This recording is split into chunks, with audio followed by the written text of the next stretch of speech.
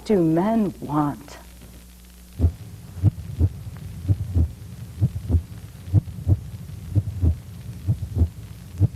Manifests itself in relationships, and you feel it in relationships, and they can be very powerful spiritually. And if that's what you need, that's what you should go for.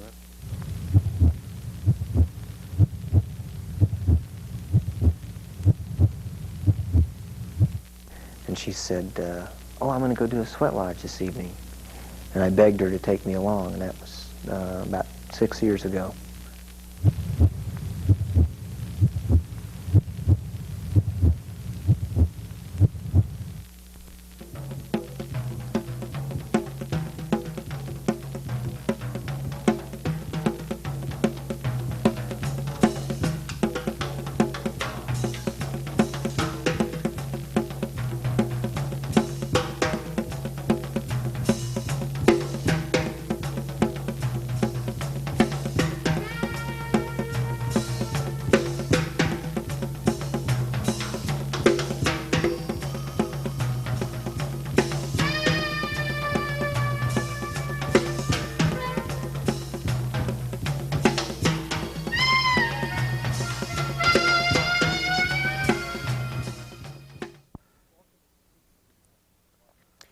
Welcome to Speaking of Men. You're watching public access television from Albuquerque, New Mexico. I'm Mike Kruchoski, producer of this program, and tonight we're going to turn the tables on our regular host, Mike Rivas, who is joining us tonight as our guest. We thought that this would be an ideal opportunity to spend a little bit of time talking about things that are near and dear to his heart. He spends most of his time asking questions of guests here. And tonight we'd like to ask him a few questions and let him tell about some things that are on his mind. Why don't we start out with just a little bit of background about you. People have been watching you now for, about 14 months. And we thought that maybe they'd like to know a little bit about you. How long have you been in the Albuquerque area? I moved here from El Paso in 1976. I've made a living since that time in the small newspaper magazine industry. Mostly on the promotions, advertising end of it. I have 2 daughters. I came up, after divorce, I came up here basically to be close to my daughters and be a part of their life. They've since, in that time period, since '76, grown up. I have a granddaughter who I'm very proud of. And you spend time with her every weekend? Oh, well, not every weekend, but I spend a lot of time with her, love her a whole bunch, yeah. She's, well, you know, my rap is, you know, the child is father to the man, and investing time in the child is certainly what the men's movement is about, and so. Now, you first appeared in October of 1990. Mm-hmm. You remember that program? It was about Mike Kruchoski, or Mike Ferguson. Ferguson, that's right. And that was our 4th show, I believe, in the old Channel 99 series. And what were we doing? Nancy Strickland was the host, wasn't she? Right, and her husband, Mark Strickland, was a guest here just a couple of weeks ago. A couple of weeks ago, yeah. Maybe it was last week. Right. Anyway, yeah, you were talking about a small men's weekend that you were putting on that month in October. And you came to it. That's and right. You beat the drum with us. I beat the drum, and since then I've made my own. Since then, it's made a beautiful drum. Okay. So, yeah. Well, you've been here on the program since March of 1991, so that's a little bit over a year now. And we sure talked to some people, haven't we? That's right. Well, since we have talked to a lot of people, I think you've probably been forming some opinions of your own about what's going on with between men and women today. So, in your opinion, how would you describe what's going on? What's the situation between men and women Between today? men and women, as if I were an expert? Sure. Basically, you and I were talking about putting this program together, and what we were talking about was the fact that there's been a tremendous amount of literature produced, and a lot of speakers have given workshops for men, and there's been this, and we've had kind of the little initial waltz by the media. We were on the men's movement was on the front of Esquire magazine, and it's beginning to get about that much press coverage, and And what we're talking about kind of is that the honeymoon is over and that we're approaching some new frontiers. We, you and I, are planning a little men's gathering as an attempt to get some new insights. And what I was hoping could maybe do is define some new approaches and attitudes that I have seen developing over the last couple of years as I've tried to experience this thing. I'm certainly up for doing something different and doing something better. I think there's certainly enough heartbreak and not enough love and money generally in the world. So if we could. What is it that you think you've been seeing? What is it that? Well, there's we've had a couple of fine feminists on here, and I mean feminists in the traditional sense, who have come on and given me more insights, I think, sometimes into the men's movement than men I've talked to have. They've been doing this for 20 years, and they take it real seriously. Women are, they're coming political power in America. Their efforts have focused and forced not only men but men and politicians to focus on issues that the country did not want to focus on before. There's been a real pulling apart of the sexes, I think. I think that women, and I've had women tell me this who are in the women's movement, that they've pulled back from men a little bit, and I think men have, if not pulled back, they have begun to reconsider the relationship. And in this distancing, I feel that there is a new frontier opening up, and that this has created a void and an area of relationship that is a completely new frontier for both men and women. And it's going to be real interesting to sit back over the next 20 years and watch how we fill that void.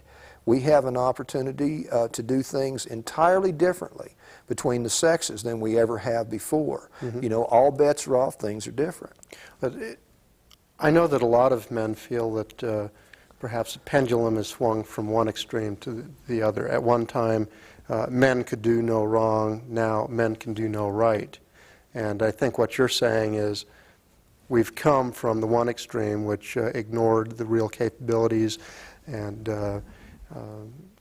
that women possessed.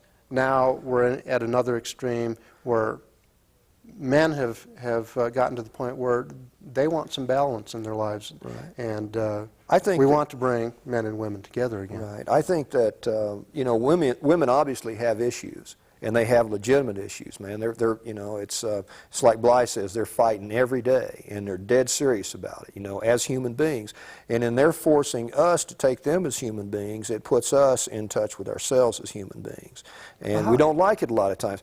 I think that how do you think men's attitudes are changing then?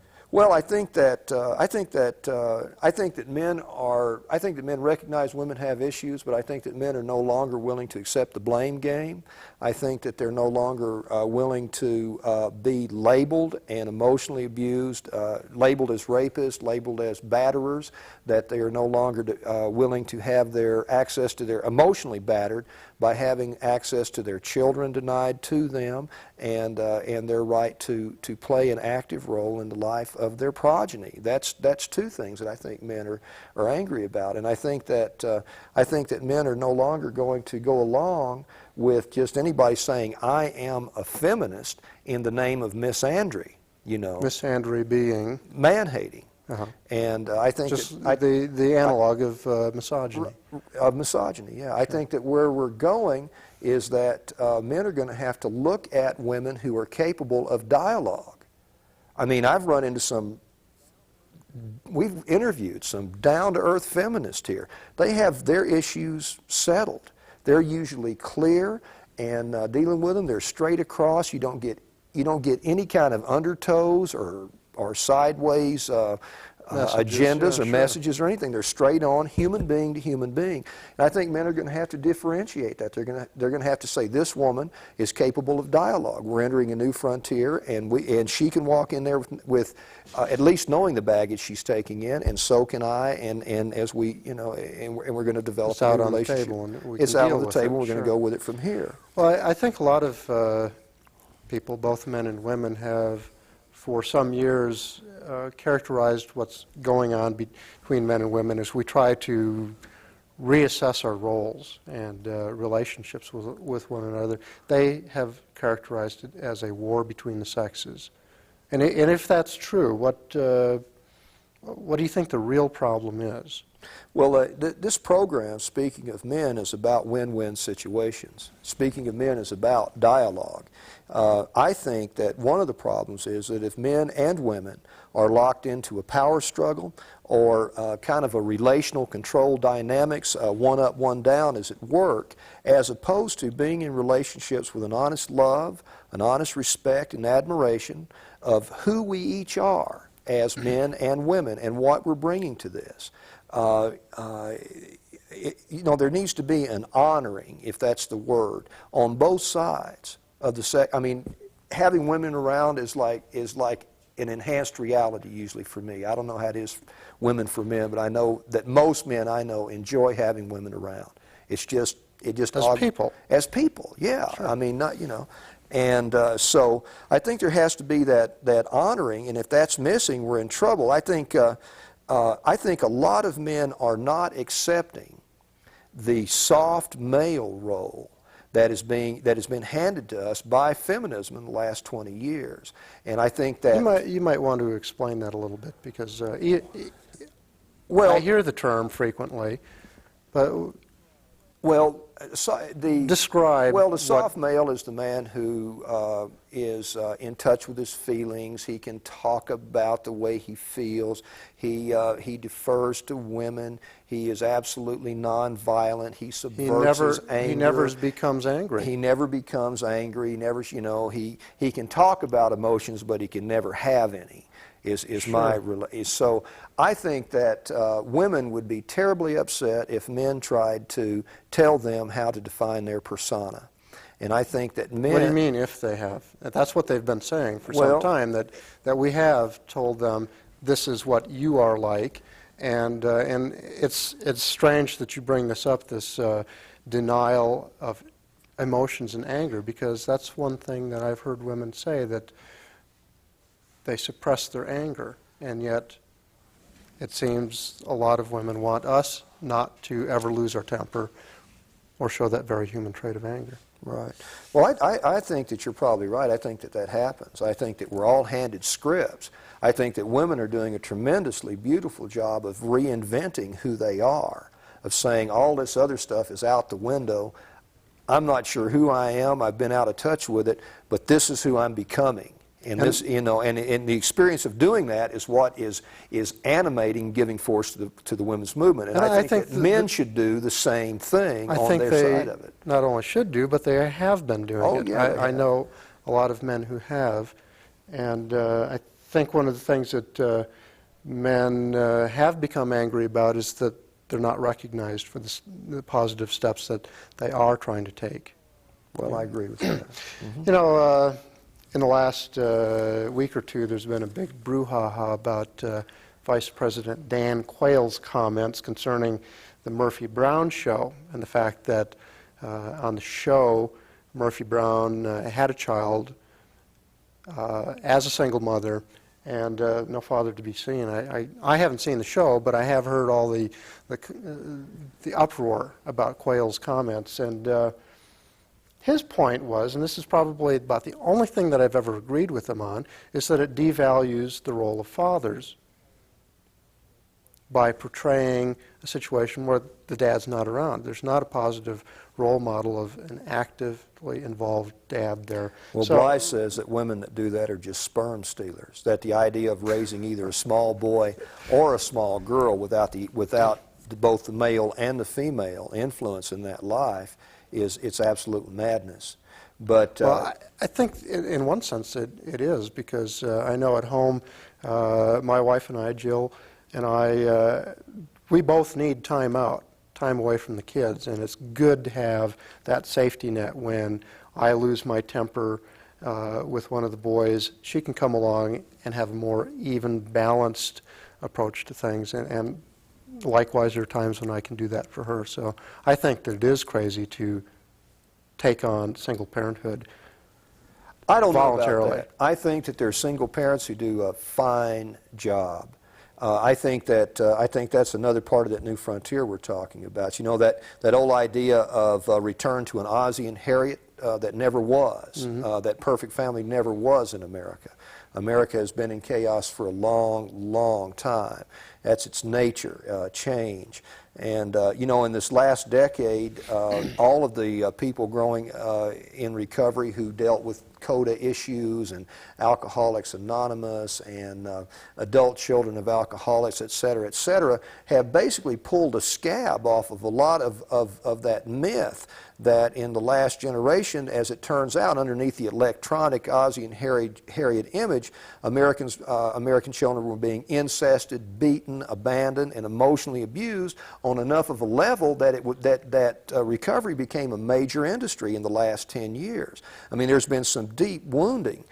The upside of that is that the uncovering of this wreckage by both men and women and the attempts to truthfully speak about what has happened and what is affecting America has probably given us that healthy recognition as the largest weapon we have in creating a new future. And I feel that, again, it's a situation to get rid of the blame game, to say, okay, this is the damage. We've talked about it for the last 10 years. Man, this stuff has been happening. It happened to both men and women. This is damage assessment control. Now let's heal. It's a time for healing in America. I think I've lost track of where we're going. Well, I certainly did 10 minutes ago, but that's fine. Are we having fun yet? That's the question. Every week. That's right. After every it's week. all done, we can look back and say that was fun. Ask me what I think men and women should do. What do you think men and women should do? Well, I think that it's important. You know, I've been doing sales for a big part of my life. If you don't believe it, it doesn't work. Men and women have to believe in our capacity to heal as a nation, and we have to believe in our capacity to heal as a people. And the reason, and we have to believe that there is a reason for us to heal.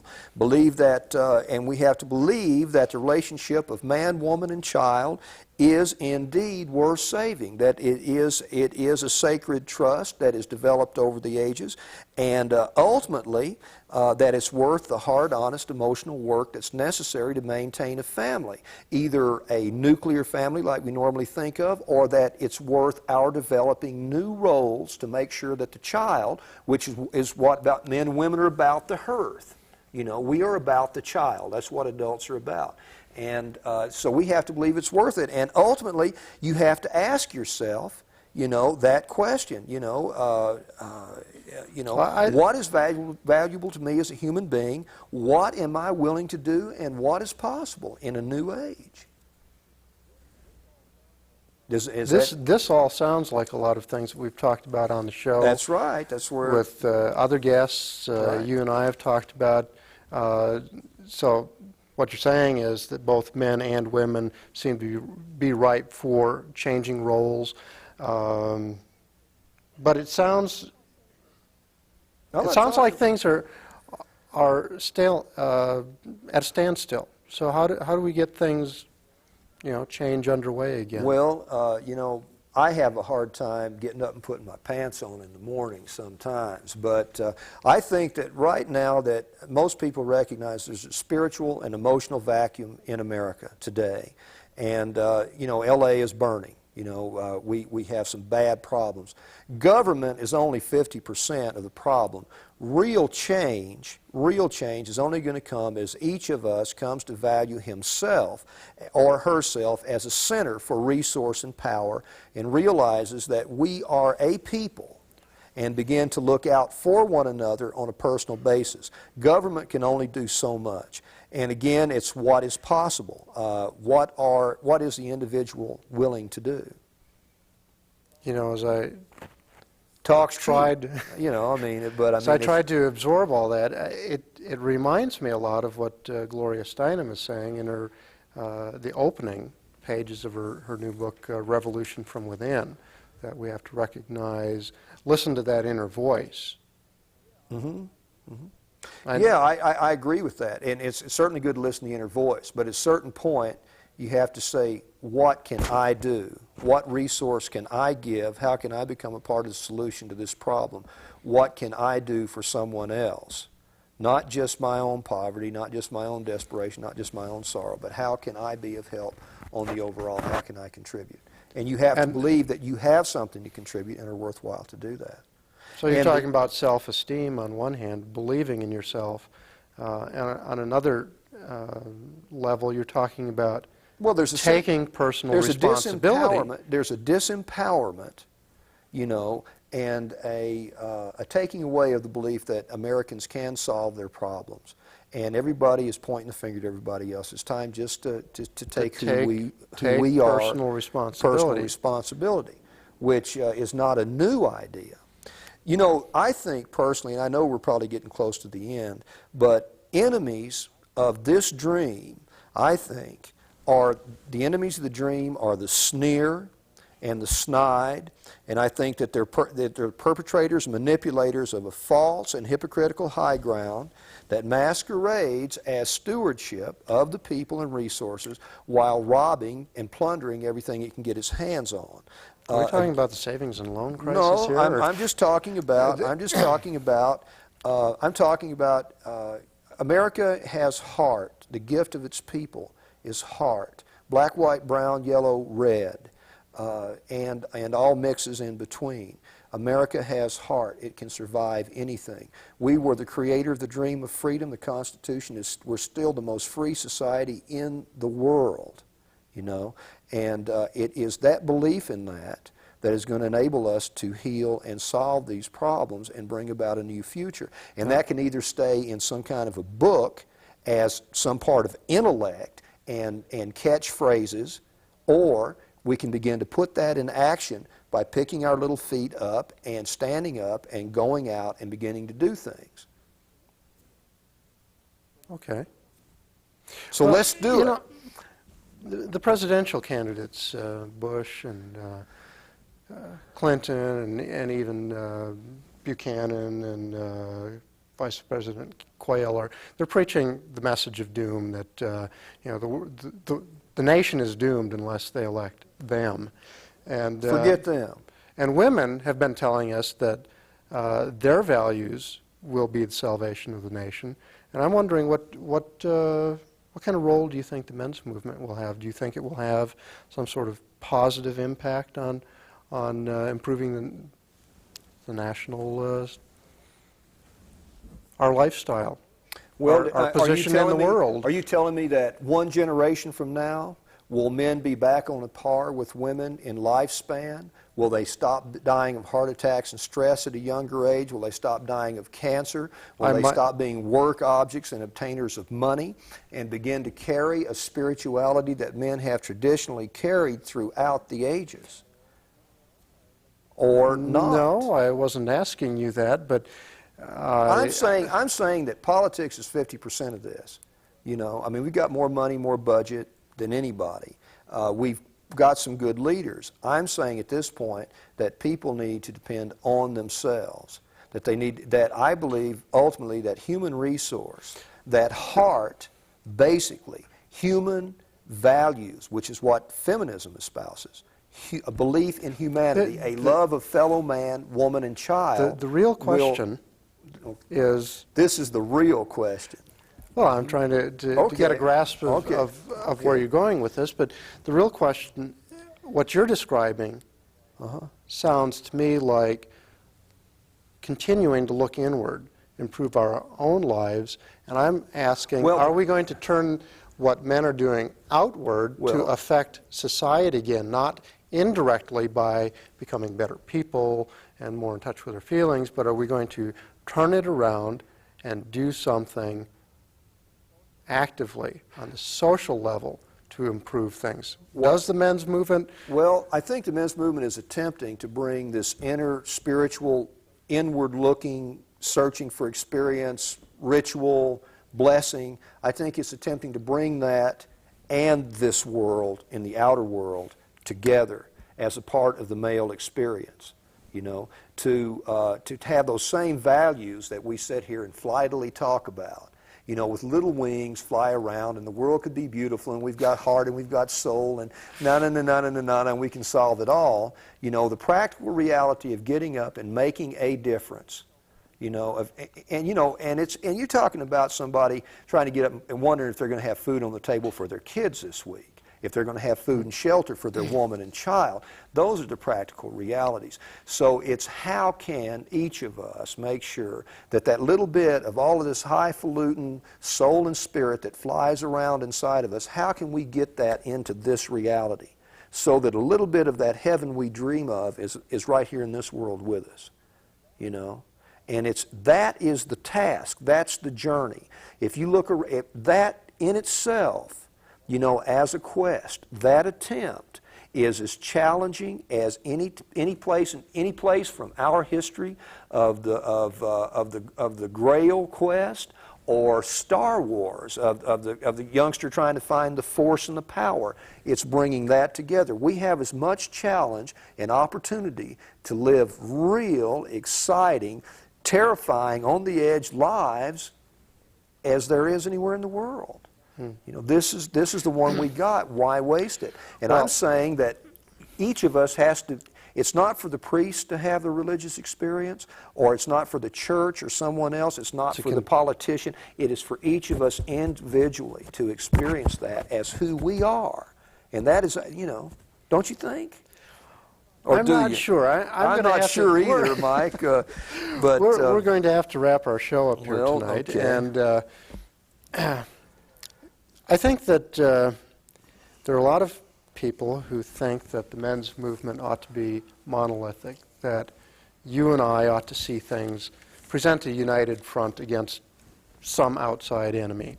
And one of the things that we try to do on this program is to allow a platform for people who have something to say. I don't always understand what Mike's talking about. I don't always agree with what Mike's talking about, and nor he. You can run a disclaimer at the end of this thing, Nor he with me. But the important thing is that we honor one another to listen to what we have to say, and that's what this program is all about. Is just sharing what we've got going on in our minds and in our lives. We'd like to thank everybody for watching tonight, and especially to remember that July 31st and August 1st and 2nd, that we will be having the Men in Action 1992, a celebration of men's lifestyles in Terrace Canyon. If you want information about that men's gathering, go ahead and look for the number at the end of this program.